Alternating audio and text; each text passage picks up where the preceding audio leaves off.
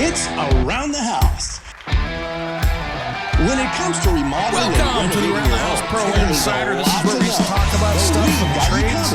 For all of you out there, whether you're building a house, designing one, selling materials to go into it, everybody in the residential construction and remodeling business. Well, today I wanted to jump back and talk about Jobsite Security because, with things getting more expensive, we're noticing job site thefts going up. And this is a product that I just absolutely loved, using artificial intelligence to protect a job site, a home, an office, a building, anything else. So let's jump out to my interview, last year with Dave Sellinger from Deep Sentinel. And this dude is absolutely amazing. And this product I use at my house. So it's something to take a look at because I think this is your answer for job site thefts. Now let's go talk to Dave. Eric, Carolyn, glad to be here. I'm excited to chat with you. As you mentioned, right? I mean, I'm a homeowner. I've been a homeowner for a long time. I love stuff. I got my degree in robotics, and so that allows me to fiddle in electronics a little bit, lets me fiddle in mechanics a little bit, and mostly mess up my house so that my wife has me throw away old projects all day long. So that's who I am in a nutshell. Whew, I'm not the only one. Well, I mean, just to not too fine a point on it right now, I'm replacing my main meter, and I decided I didn't want to redo the stucco, so I took out the sheetrock behind it, and then I realized that the supply chain for electrical components is not so good, and so that sheetrock is still open in my living room and has been for a week. So, that's the life of being married to me, apparently. Yeah, I've got some drywall stuff that I've got to get scaffolding in the living room to get in the ceiling. And I don't have scaffolding in my living room. I got to finish. It's up there. There's a layer of tape on it, but I haven't gone in, moved all the furniture, got it all ready to go up there and got scaffolding in there to get the rest of that. So my wife's been very patient. I think if we could retitle tape to be trim, nice, then it's finished. Yeah. You just put the trim on. There we go. You're done. I love it, man. Well, we're going to do some deep dive into home improvement here, but I wanted to talk about what you have come up with, a solution that has been my biggest pain around my house because I've got all these different cameras and stuff. I'm not in a bad security area here. I'm in a pretty nice neighborhood. But I wake up in the morning, I grab my iPhone and I look at it and go, oh, wow, my Xfinity cameras fired off 7 times last night. My Ring went off 4 times. Is everything out there still? Because I'm not waking up every time a squirrel goes running across my driveway. And you came up with a solution for this. And thank God you're not. Yeah. Right? Yeah. I mean, and not only that, so Deep Sentinel is the company that I started about 3.5 years ago. And that's exactly the problem that we set out to solve. Was there's all this technology out there, but is it really making us safer? Is it even really making us feel safer, right? I mean, there's been some studies that the amount of alerts you're getting from your cameras actually makes you feel guilty. Anxiety. Makes you feel anxiety. Oh my gosh. I ignored those 20. Yes. Right? I feel bad. Like I bought this technology that made me feel good for a week and now makes me feel bad for the rest of my life. That's awesome. I want to spend more money on that. And what really brought that point home to me was I had this meeting. As you mentioned, I'm a technologist. We had a neighborhood watch meeting because we had a break-in of one of our neighbors that turned into a home invasion, and she has cameras. In fact, she has like top of the line, multi-$1,000 PoE cameras installed in the walls. She has an alarm system, and she had a home invasion where she, was like locked in her house for 4 hours. The cameras have exactly what you expect the cameras to have. 20 minutes of video of these guys with masks outside, going inside and then coming out 4 hours later. So we have the homeowners meeting with the police, and I have I'm the nominal head of our neighborhood watch. And I asked the cop, hey man, why didn't these things stop this from happening? Which is, by the way, that's the question that Deep Sentinel set out to answer. Why didn't these things stop these things from happening? And the cop looks at me and said, you just spent 5 minutes introducing yourself as the technology guy. What the hell did you expect the cameras and the alarm system to do? And it was this blank moment. I mean, I flushed a little bit. I felt a little bit embarrassed. I positioned myself as being really smart. And I was like, oh my God, he's so incredibly right. What are they going to do? And for me, security is obviously, like, I've got 2 little girls at home. I've got my wife. I used to travel a bunch before COVID. And security is something I thought I had nailed. I spend the money. I spend $50 a month on my alarm. I spent the money on the cameras. I am an awesome dad, father. And this cop just made me feel so incredibly small in that moment. And I realized he's right. I have been lulled into this sense of safety that is a false sense of security. And as I have dug in, I have learned that Deep Sentinel, not only do we stop crimes, we're designed to take this technology and stop crimes. We're the only company that does that. Everything else is creating this false sense of security. And let me just introduce you what Deep Sentinel does, right? So what Deep Sentinel is we're camera based. We're outside of your home, outside of your business. And instead of sending alerts to you, well, we do that and you can get alerts and stuff like that. We run the camera instantly within less than a second, about 250 milliseconds. Your video is going to an AI. And that AI is asking every single frame, boom, is there something suspicious happening? Boom, is there something suspicious happening? Doing that 20 times a second. Bam, bam, bam, bam, bam. As soon as it finds something suspicious, instead of just sending you an alert, it sends it to a trained guard. And that guard's job is within 10 seconds to intervene, stop that crime from proceeding, get that person off of your property, and if needed, engage the police. And so we stop 10, 15, 20 crimes a day. And our job, again, is stop them instead of letting them go. And, you know, I could go into all the stats about alarms and these other technologies, but I think once you really ask yourself, what's it going to do? Right. I mean, that's great example. I mean, and I'm going to throw some shade on these guys because they're the McDonald's of them out there, but it can take me 10 seconds to open up my Ring app once I've hit it to get the camera to open up. And I've got a super high-speed internet connection. Yeah, I mean, that was one of my very first observations when I really started digging into this was, well, what are we really going to do? When do you have to intervene to stop a crime? You got to be fast. And so the time it takes for our cameras to get from observing somebody moving to identifying a problem, that's 250 milliseconds, like I said, to actually having a guard view it, that's less than 5 seconds. You have a live person viewing your feed around your house, around your business, with the intention, trained, awake at 2 a.m. Let me just mention, by the way, 24/7. You are not awake at 2 a.m, I hope, or if you are, you're not looking at your camera, you're doing something fun. And then they're intervening in under 10 seconds. And that, my friend, hearing someone at 2 a.m. say, hey, this is Deep Sentinel Security. What are you doing there? Hey, this is Deep Sentinel Security. Can I help you? That's what you need to put a stop to these crimes. And that's, I mean, again, I've got 2 little girls. This is a mission-driven company. My fundamental belief is everybody should feel safe, period. I think that affects our politics. That affects our interpersonal relationships. Everybody should feel safe. And this is the first technology that I've seen that can actually deliver on that. And speed is so key for that, because that's probably my biggest, and I do a lot of testing because, you know, I do a lot of speaking for the Big Kitchen and Bash show and design show every year that's in either Vegas or Florida for the Design and Construction Week. And I test a lot of stuff out, but that's been my biggest complaint is I'll install it in my house. I've got a great fast system. I've got a smart home hub that works well. Doesn't matter if I'm working direct off the app or what, it can take me 15 or 20 seconds to answer a doorbell or anything else around there. And to me, when time matters, that's way too long. I mean, absolutely, right? And then if you look at it as a system, how many hours a day do you sleep? Let me give you a hint that's greater than 0, right? And all of those times. That's why when you go on Nextdoor, you go on Facebook, like, hey, I caught this guy stealing my stuff last night. Catch him. No. You didn't catch them. You documented He stole it. Congratulations. We have a t-shirt at Deep Sentinel. We'll send it to you that says, congratulations on catching that guy stealing your stuff. Let us know if you want us to stop him next time.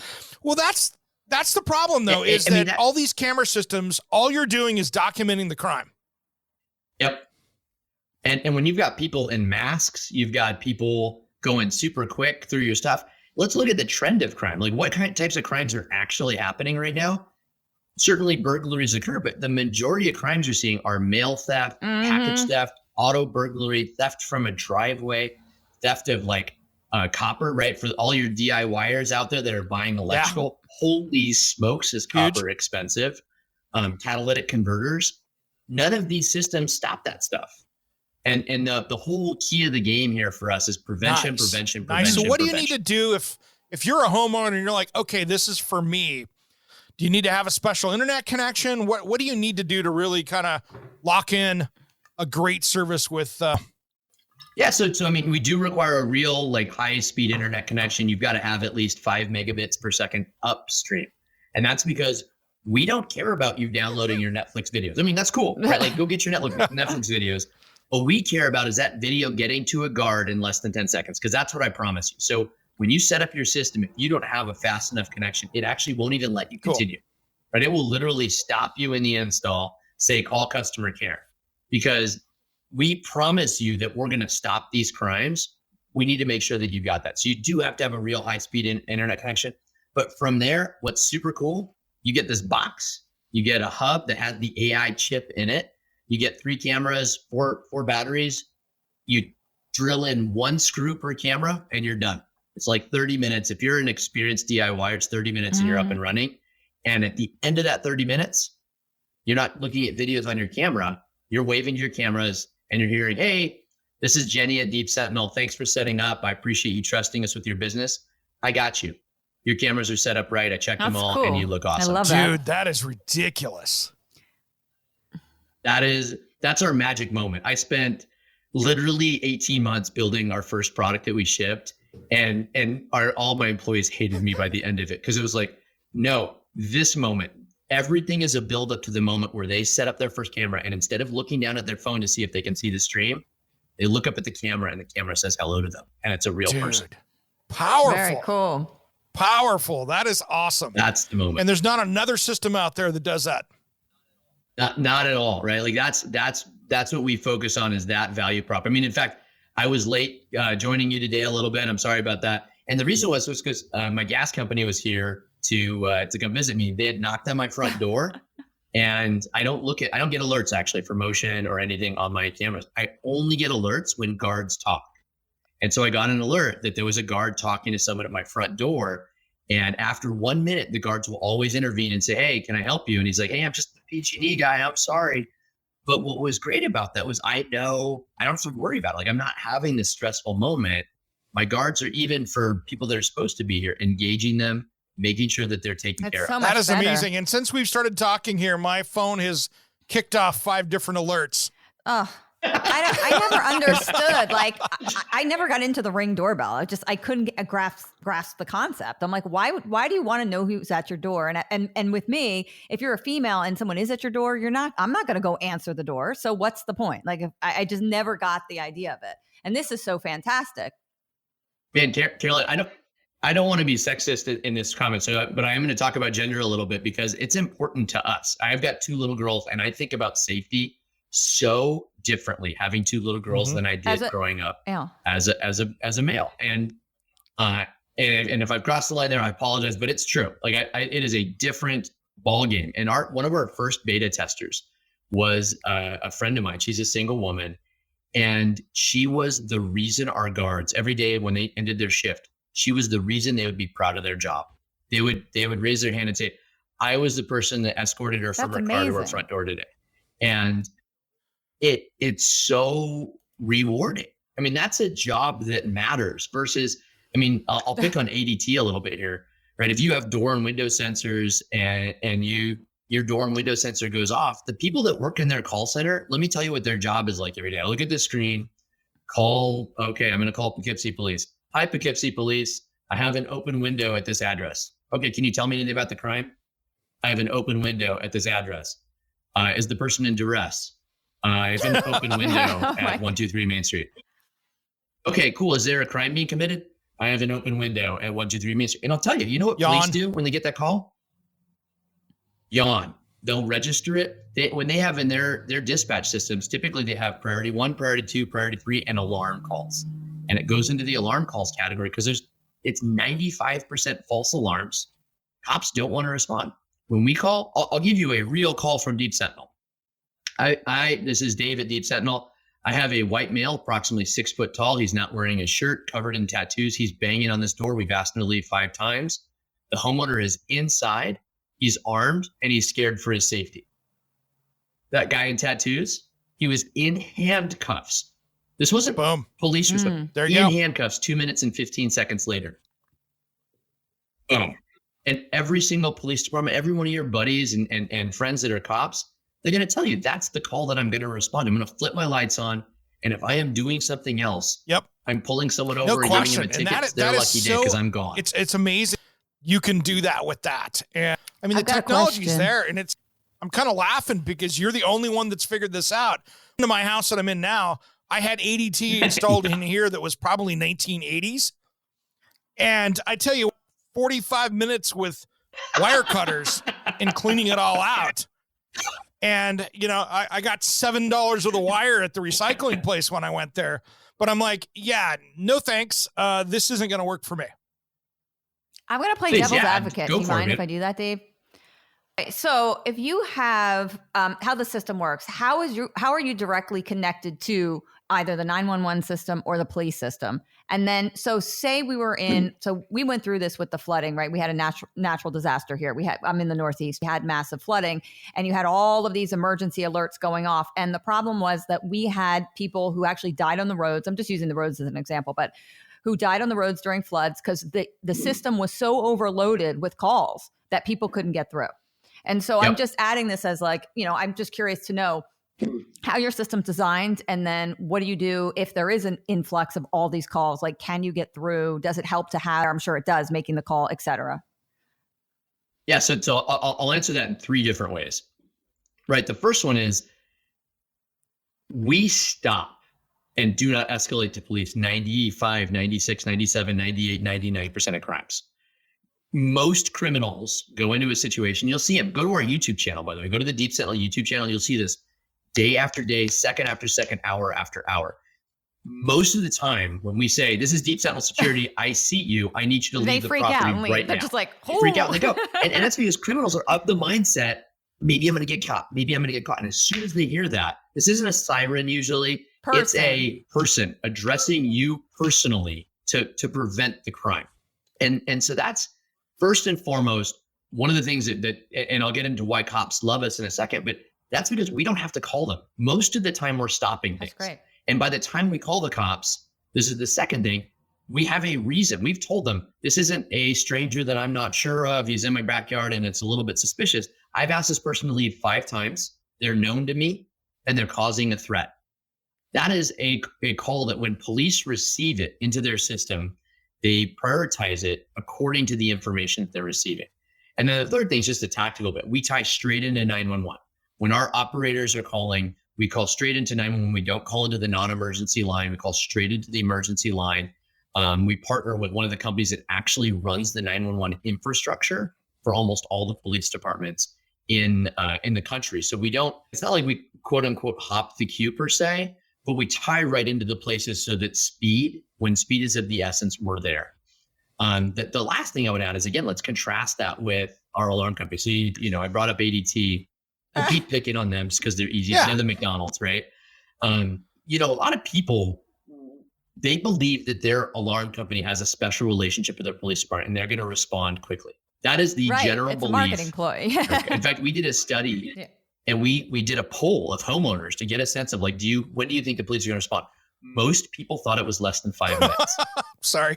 The actual answer is most people live in a jurisdiction. Most Americans live in a jurisdiction where their police department is so fed up with false alarm calls from their alarm company, they have passed a law. They've gone to the city council, had the city council pass a law that states that the police department does not have to respond to burglar alarm companies. Many jurisdictions are actually involved in a special relationship with alarm companies called a lawsuit, where they're suing the alarm companies. If you search for TMA, the Monitoring Association, this is the organization that ADT hides behind. They're suing Sandy Springs, Georgia. They're suing Seattle, Washington. They were engaged in a lawsuit in Orange County and Los Angeles because the police departments were saying, I'm fed up with this. I'm going to start fining you for false alarms. And they said, you can't do that. You can't do that. Well, yes, I can. Right? We're the police. We respond to calls when there's something going on. We don't respond to these non-events that you're sending us to. And especially if you think about police in this last year, they're under fire from a lot of different directions. Right? Oh man, I live in Portland, Oregon. I mean, it's tough. Yeah. It's tough being a cop, and it's not to say there isn't reform necessary, right? Like I'd be the last person to say that, but cops are undergoing a lot of threats. If you look at the Officer Down memorial page, I don't know if you're a member of that. That's where when officers pass away in the line of duty, they're registered. COVID, 15 to 45 a month. The average month sees between 2 and 5 officers down across the country. COVID blew that up. So on top of all that, you have police officers saying, I don't want to go into situations where my career is going to be put in jeopardy over nothing. Well, what's an alarm call? An alarm call is 95% false alarm. You're being asked to pull out your weapon. You're being asked to enter a situation where maybe the best case scenario is I find a criminal, but all the other cases are I've pulled my gun out and I'm greeting the homeowner with my gun drawn. That's a dangerous situation for everyone involved. Deep Sentinel removes all of those risks for the police. We remove all those risks for the homeowner. We remove all those risks for the community. And that's, again, I said this before we got on here. I've got a chance to start a lot of companies. This one is my favorite and it's the most rewarding. I wake up every single day jazzed to go to work. I mean, I'm working in my home, so I go upstairs, right? But like jazzed beyond all life to go to work because every morning I wake up to 20 emails from my head of security saying, here are the crimes I stopped today. Dude, that's awesome. Awesome. Yeah, and there's so many things out there that I'm seeing, the home invasions and all that different stuff out there. I mean, I lived in a neighborhood that had a home invasion and it was rampant in my neighborhood when I lived in Seattle. It's scary. And man, if I would have had this service back then, it would have saved me a ton of grief. Yeah, I mean, what's rewarding there in that sense, my wife and I, we've been through a lot together, and I've started other tech companies that she thought were cool, but didn't care whether they went out of business. Like it didn't matter. Yeah. And, with every trial and tribulation with Deep Sentinel, she just looks at me and says, this matters to us. She hates cameras, by the way. She feels like they're creepy. She's like very private person. But when you view the trade-off of, okay, these are all outdoor when they're at my house. I'm not, just don't walk around outside naked or turn the cameras off. You've got privacy settings and all that stuff. The trade-off to feeling safe every single day, all day long versus that, it's easy. It's so black and white. Yeah. So for example, if you have like a driveway, do you point the camera so we get a lot, obviously we live in a country area, and then there are main roads that run through, and people like to pull in and steal cars, right? They try to get to your car. So would you point this camera at your vehicle, for example? And if someone was getting into it, would it alert them and how loud is it? Could they hear it from a driveway next to a home or? Yeah. So we've got, we build our own cameras for some of our customers. We also partner with existing cameras. Our camera itself has a 105 decibel speaker. And so it's loud enough that you can hear it. I mean, and yeah, so what you do is you'd set it up. I have actually 2 in my driveway, but I have one in my driveway and I point it right at where we park our cars. And then I draw a box in the app around where our cars are. And that way, anytime there's a human being that's like around our cars, especially at night, the guards are viewing it, they're looking at it, and they're preventing. And actually, car burglary is probably our number 1 or number 2 crime that we stop on a regular basis. And it's necessary. That's impressive, man. Cool.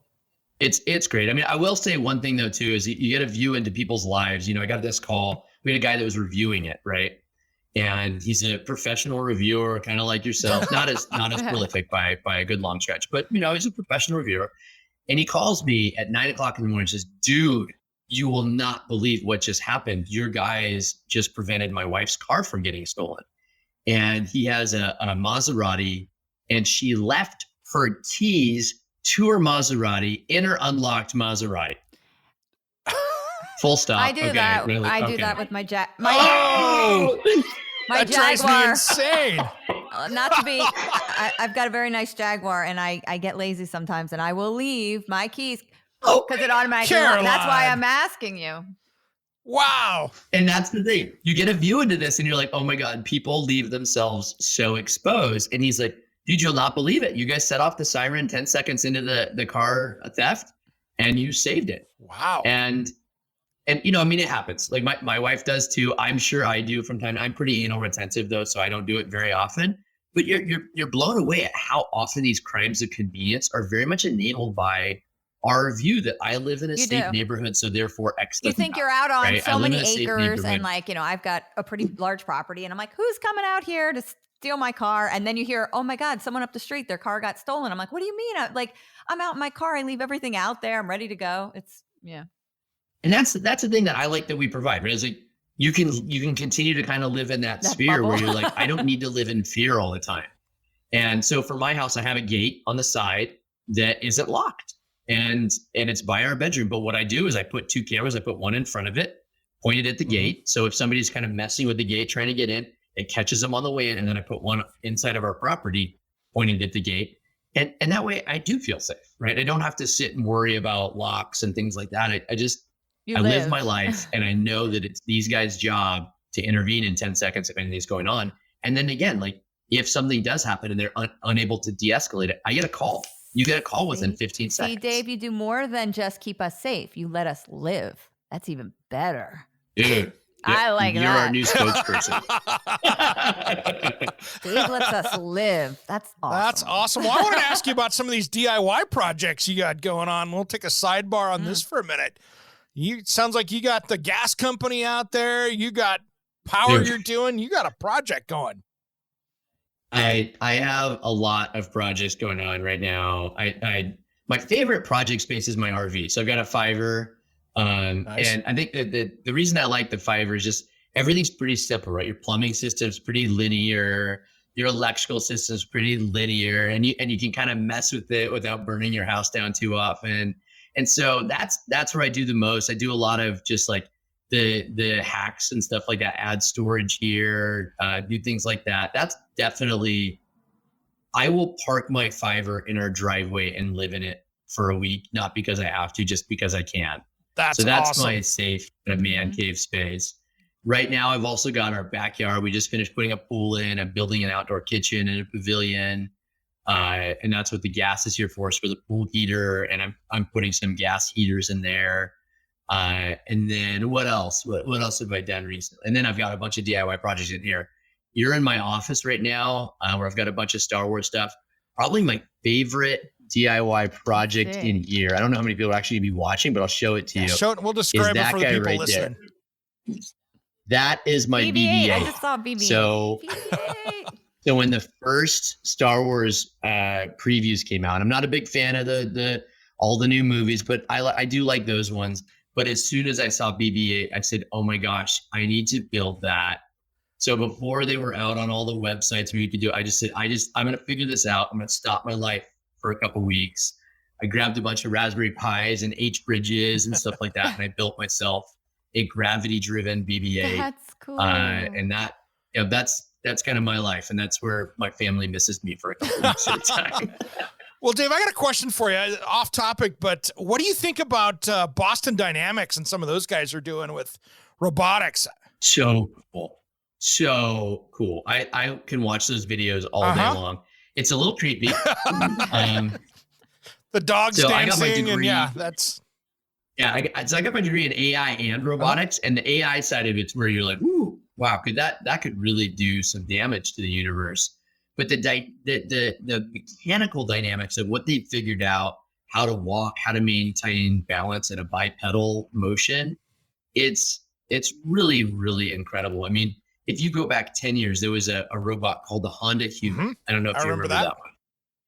And it was the first bipedal 2 legs robot, and it walked at just under 0.01 miles per hour.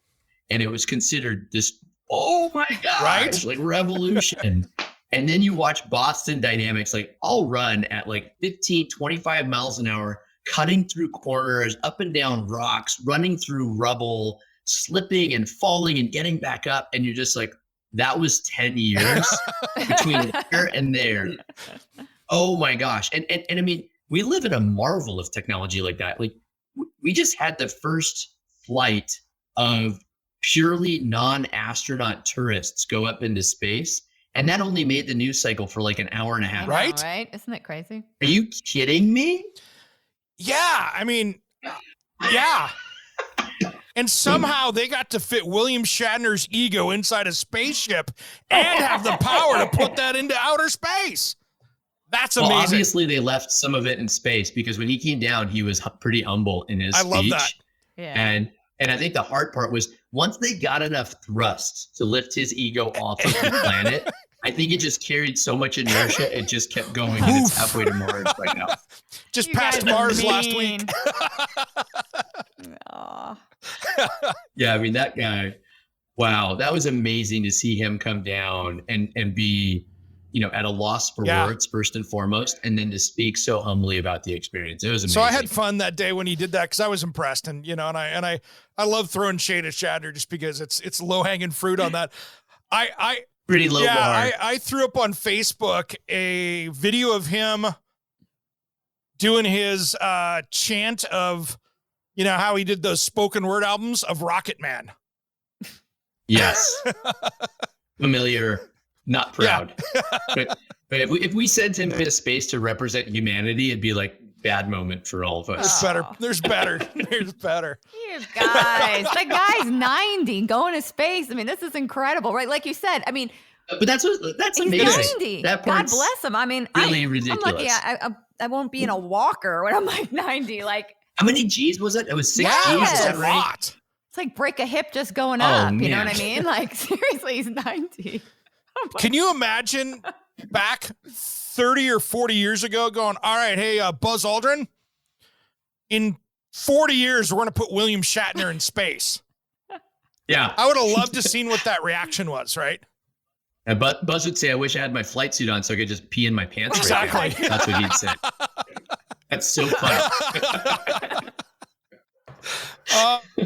It's awesome. It's awesome. That makes me laugh. But I mean, the robotics, I mean, we're seeing now there's those guys out there that are, with Boston Dynamics that are doing the hanging sheetrock with the robots and stuff now. It's crazy. Yeah. I mean, the amount of stuff that we can do effectively, it's a combination of artificial intelligence, mechanics, electronics. One of the key things that a lot of people aren't aware of that's been going on in the background is something called material science, right? You see this in the DIY world, right? Our materials are getting cheaper. Well, except for the last 2 years. They're getting generally cheaper, they're getting lighter, and they're getting stronger, right? You have fiberglass, carbon fiber are kind of pretty visible versions of that. But in general, that's happening across the board in these things. And when you think about a robot, one of the things that a lot of people don't realize, because we take it for granted in our body, is that when you go out 3 joints on your body and you're trying to bend something or express strength, is that you've got so much negative, mechanical advantage. You have a mechanical disadvantage because those other 2 joints are at so much stress to carry a motor that far out. And one of the things that's really, really happened underneath the covers here is that we've made these materials so lightweight and so capable. And then we've added AI to it. And then we've added really great electronics to it, stronger motors, that those things have all become possible. And it's one of the neatest things about robotics is that it's kind of a Renaissance art that brings all those things together in the best possible way. And we're seeing advancements in AI that I could talk about all day long too, that are enabling this. I mean, the AI that we run at Deep Sentinel, which is vision-based mostly, what we're running in your house or in your business on this little tiny $300 device is better than the AI that the NSA had 12 years ago. Yeah. Right. On that for a second too. Better than what the NSA had a few years ago. It's just nuts. Well, it's interesting with AI because I did a speech probably 2 or 3 years ago that I was doing for designers out there about designing and presenting to clients in virtual reality, for instance, and doing some of that stuff and using AI to help in design and trying to get us thinking about designing kitchens and really starting to do some of this stuff and presenting it where people could do it in a virtual world and mixing AI into that.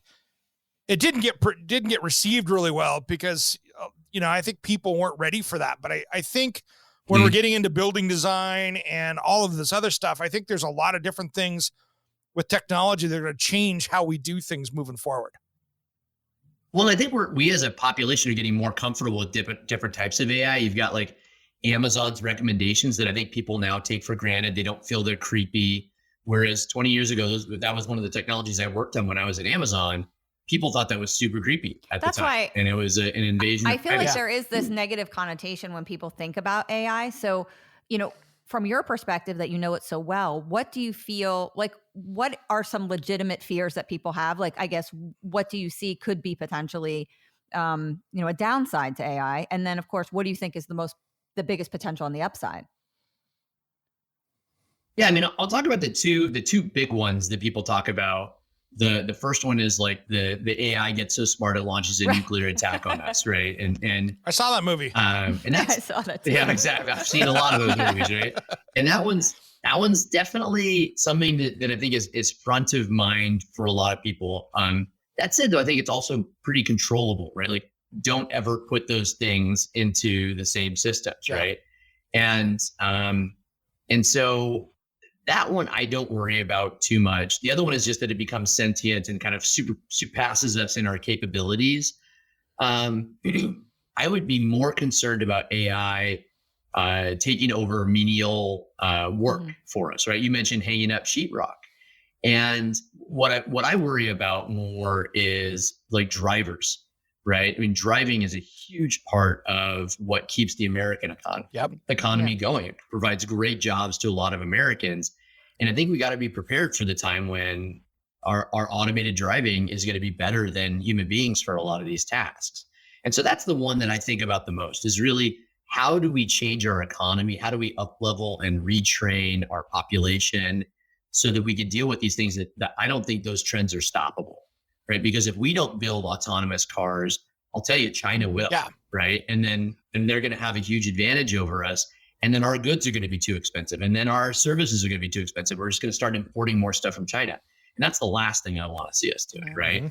I think we got to have great trade relationships with China for sure. But like, don't want to see that happening. I want to see us being very forward thinking about how do we think about our labor and our skill sets and our quality of life so that we maintain the things that make America amazing and keep those going. So that's my fear side. On the amazing side, man, I will, and I've called you man twice today, Caroline. Sorry. She's used to me. She's trained. Chick. Girlfriend.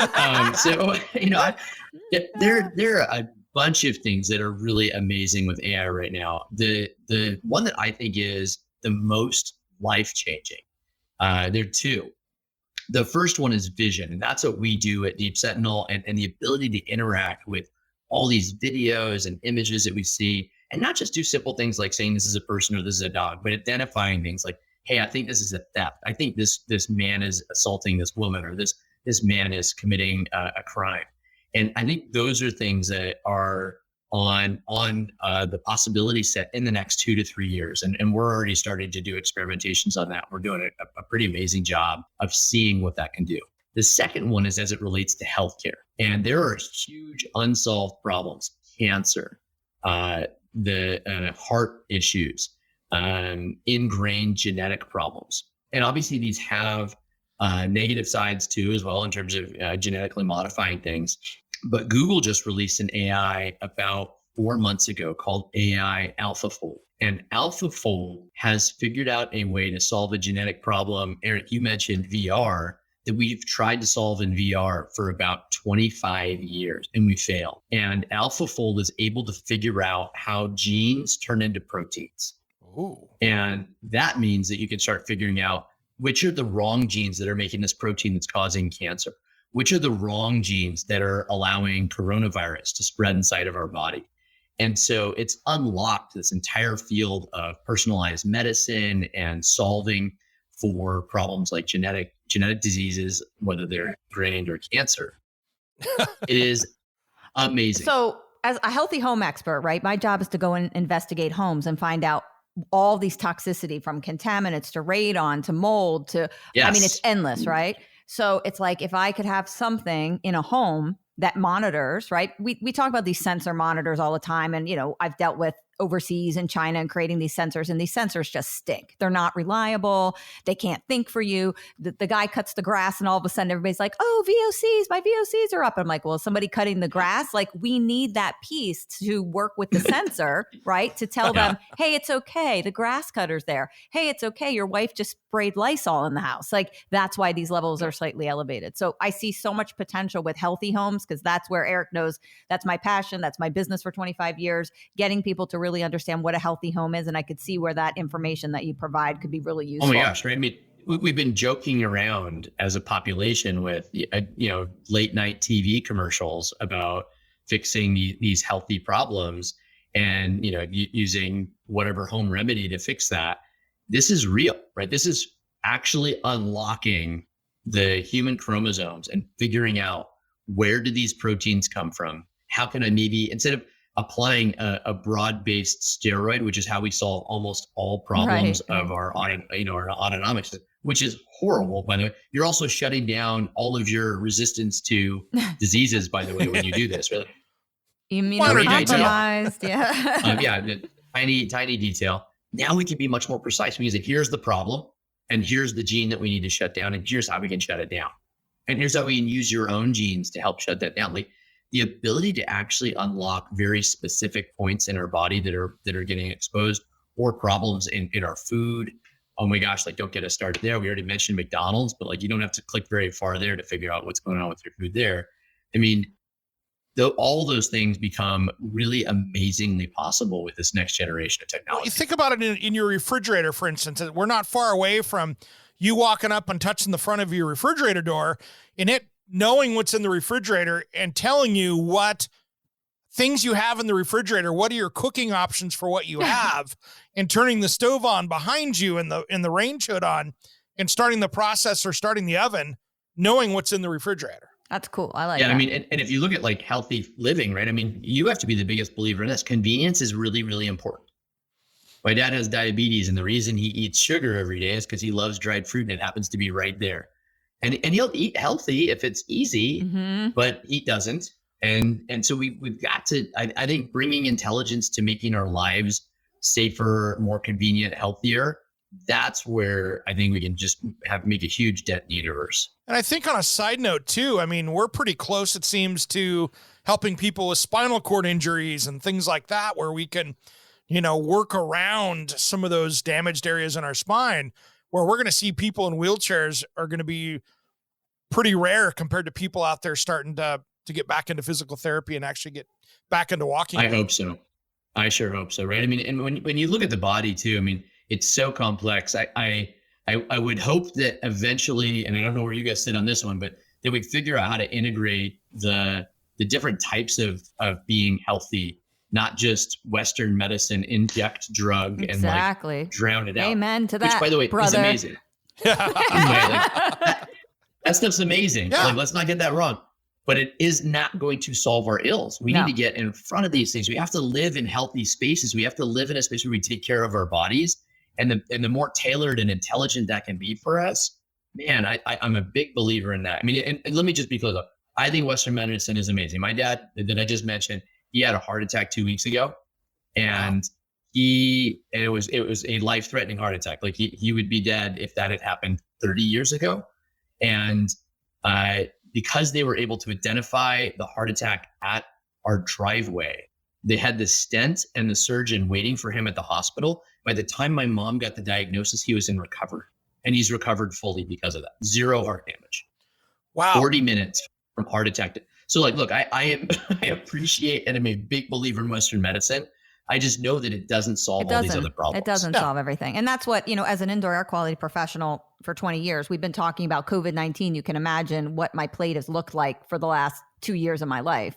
And everybody's turning to big pharma for the answer. But we know in this industry, this is not the last pandemic. We know there's more to come. We know there's more viruses, and we've got to orchestrate and structure the houses so that, one, look at the AI intelligence. It tells us, the sensoring systems are telling us what's there. And then we can provide the ventilation and the filtration to help deal with it. And it's not a one-stop approach, and nothing ever is. You know that as an entrepreneur, and myself knowing that too, right? So, but people are so hesitant to change. They don't want to embrace that wider viewpoint that it's a lot of different things that are going to make it work, not just one. I mean, what's crazy to me, you mentioned, and something that's obviously timely relevant, is, I mean, COVID has disrupted our lives so incredibly much over the last 2 years. And we still, as a society, have not adjusted to fix the problems about why we didn't respond earlier. That's right. Right. We haven't fixed the problems in testing. Yep. We have not fixed all the problems in early detection from our medical information systems. We have not fixed our PPE supply chain problem. We have not fixed our, I mean, masks are great, but like filtration is a way better solution and more scalable longer term, right? I mean, I have asthma, so our house is basically a surgery room throughout everywhere already. But maybe most people don't have surgical HEPA filters in every room of their house. And they probably shouldn't. But really, those are the types of things that I am blown away at how resistant we are to that change. What you just said resonates so deeply with me, because a lot of the things that we have to change are systemic. They're not huge, right? But they are systemic. We need to make them proactively.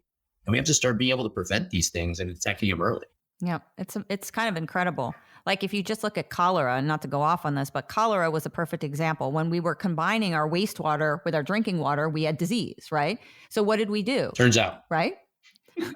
So what did we do? But we learned and we said, oh, hey, we've got to structure environmentally these things differently so we don't get disease. But here we're faced with COVID-19. We don't want to look at the environment at all. We're just looking at, okay, let's try to find this cure. But the old time, they looked at it, well, why don't we improve ventilation? Why don't we improve, the space that we live in, make sure that we're having filtration? Like, it just blows my mind. We did it back then and now we don't do it. I mean, there's a bunch of different commentary about that one that we can go through. I mean, I would say this, and I think everyone of every ilk would agree that we have a society that needs to be brought together, right? And this is, I'll bring it back to Deep Sentinel a little bit. One of my observations about political schisms is, and I read this great book about Palestine and Israel, and it's this concept of a zero-sum game. When everyone feels threatened, when they don't feel safe, their willingness to explore the possibilities of what the future might hold goes away. They're unwilling to say, if I change, it could be better in the future. And so my fundamental belief of my personal contribution to this world and what I believe is that if we can help make people feel safe, I want you to feel safe in your political views. I want you to feel safe in your personal views. I want you to feel safe in your home and in your business. And if I can do that, we can open up an opportunity to come together as a country, regardless of our politicians. I think the other thing I hope all of us can agree on, whether you're on the left or the right, is that those guys don't do it for us. And we got to be able to talk to each other. 100%. We got to be able to work this out together and then tell them what we want them to do instead of having them tell us what they want to do. Yes. Yeah, my argument always has been with politicians is there's lots of money to be made by dividing us all. And so I want us to feel safe. I want us to talk to each other. I want us to work things out, and that to me, that all comes down to safety. That all comes down to health. If we can provide those things, I think we can have a healthy country regardless of our political system. And that's, I think that's something that's so important for all of us. Yes. Amen, brother. Amen, brother. Well, where do you see Deep Sentinel going forward? I know you probably have a lot of stuff that's under wraps and things like that, but do you have a vision of even taking it to the next level, even though that you're way ahead of everybody else right now? I have two things that I think are really important. Right? Number one is that I think Deep Sentinel has to stay a private company. That security being private, especially when it's this type of surveillance security, I don't want the city of San Francisco or the city of Pleasanton where I live to have this stuff and this level of capability being applied this way. I want this to be about us protecting our homes. And so I think there being a better relationship between private and public, so that, like, I want access to the facial recognition of all of the criminals in the area, so my personal customers can be protected, right? And let the government do what the government does well, but keep this private. And I think when we get to the point that we can get that relationship and get a pervasive view and be making everybody feel safe in their homes, that's number one for me. The next one, though, is where I think we start doing these network effects, where I am protecting 10 people in our neighborhood, and that starts building on itself, and it starts changing not just the shape of my customers, but their communities. We just had a neat thing happen with a city. It's still kind of a little bit confidential, but one of the cities in our area here saw the impact that they had 20 businesses in their neighboring city install Deep Sentinel, and it changed the downtown, like fundamentally changed all the economics of the downtown. So that city passed a grant program to help their customers get it everywhere. And that sense of like pervasive safety, where it's not coming from the government, that to me, again, that's just a game changer in terms of the way that we treat each other, the way that we interact with each other. I love that concept. And again, I think it's really important that it not come from a governmental agency, and that it be a pervasive sense of safety of us protecting ourselves and us protecting each other. That to me that's an ideal outcome for me. So there's a lot of different technology that we're developing. We've got, like I said, some AI that helps detect specific types of crimes. We've got AI that help kind of identify those things way before they're actually happening. And that's a technology that I think helps that scale out much faster. Man, no kidding. Because, for instance, right now I live outside of Portland, Oregon, and I love this city here, but with the condition of things downtown, I don't take my wife down there for dinner anymore. We stay local just because I don't want every time I think of going down there, even for an event, I go, oh man, am I going to have to file a police report and get the window in my SUV fixed? Am I going to, or windows? Yeah. Right. I mean, if you park too long. But you know what I mean? I mean, it's just one of those things that it's like, oh man. And having that in an area makes a heck of a lot of sense, because all of a sudden you can instantaneously change the reputation of that neighborhood by just stopping that crime, so the police have something to react to and can make a difference. Yep, that's exactly right. I mean, and I mentioned that one of the things that the police love about us is that we don't call them to respond to a lot of stuff. Most of the time, like we have these businesses that have a homeless problem in their area, and the homeless people are leaving stuff in their doorway, and most of the time they just go away.